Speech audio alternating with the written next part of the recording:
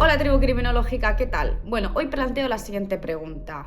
¿Los yihadistas se rehabilitan en prisión? El otro día me topé con esta noticia muy interesante y es que los funcionarios de prisiones están diciendo públicamente que los condenados por delitos de terrorismo yihadista no se rehabilitan en prisión. Pero es que además de decir que no se rehabilitan en prisión, están exponiendo que dentro de prisión se radicalizan más. Y yo, como buena criminóloga que soy, que no sé de todo, empecé a investigar más sobre esto, sobre cómo es posible que la prisión, en lugar de ser una institución para rehabilitar a las personas, porque es uno de los principales objetivos de esta, esté sirviendo para que estos individuos se radicalicen todavía más. Una de las cosas que he averiguado y que es súper importante es, vale, pero estas personas que están en prisión condenadas por un delito de terrorismo tienen que estar mucho tiempo en prisión, con lo cual su rehabilitación o no nos da igual. Bueno, pues atentos porque la gran mayoría de las personas condenadas por delitos de terrorismo no están más de 5 años en prisión, con lo cual esto puede llegar a importarnos un poquito más. Entonces, de los estudios que he podido leer para enterarme un poquito cómo funcionaba todo esto, he visto que el 34% de los yihadistas que cometieron atentados en Occidente entre los años 2014 y 2017 habían pasado previamente por prisión. Con lo cual, quizá esto que están diciendo los funcionarios de prisiones, pues es un poco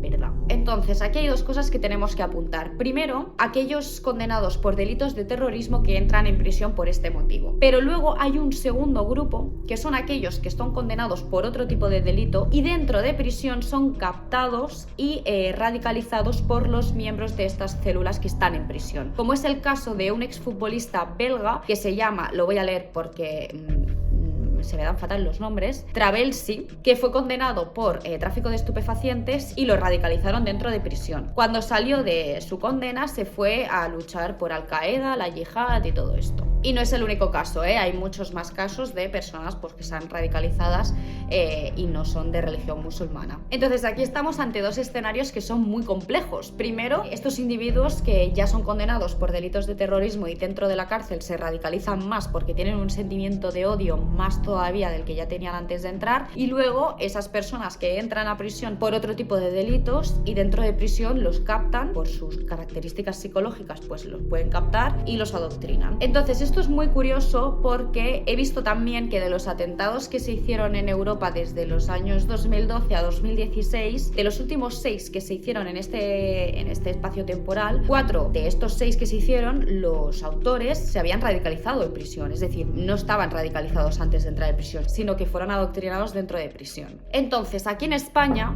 por suerte o por desgracia, tenemos bastante experiencia con el seguimiento, el control y la detección y la prevención de todos los grupos terroristas, porque en el 1972 tuvimos nuestro primer ingreso del grupo terrorista ETA y luego en el 1980 tuvimos el primer ingreso en prisión de un condenado por delito de terrorismo yihadista. Entonces, no fue realmente hasta los atentados del 11M en el 2004 donde se empezaron a desarrollar las primeras medidas específicas para prevenir todo tipo de radicalización dentro de prisión. Además, he de decir que las cárceles españolas tienen programas específicos según el tipo delictivo que cometen las personas, y uno de ellos es pues contra la radicalización violenta. Pero vamos a la teca. ¿Qué es lo que no está funcionando y qué es lo que los funcionarios dicen que falta dentro de prisión? Primero, es que la población de internos condenados por delitos de terrorismo yihadista es muy heterogénea y además tienen una capacidad muy peculiar de camuflarse con los otros internos. Esto es lo que nos dicen los funcionarios, y es que como no quieren llamar la atención y quieren pasar desapercibidos, lo que hacen es camuflarse con el resto de la población penitenciaria y los funcionarios no pueden detectarlos, no pueden saber quiénes son ni qué están haciendo, porque además también se quejan de que no se les ofrecen datos para identificar quiénes son pues estos posibles captadores de otras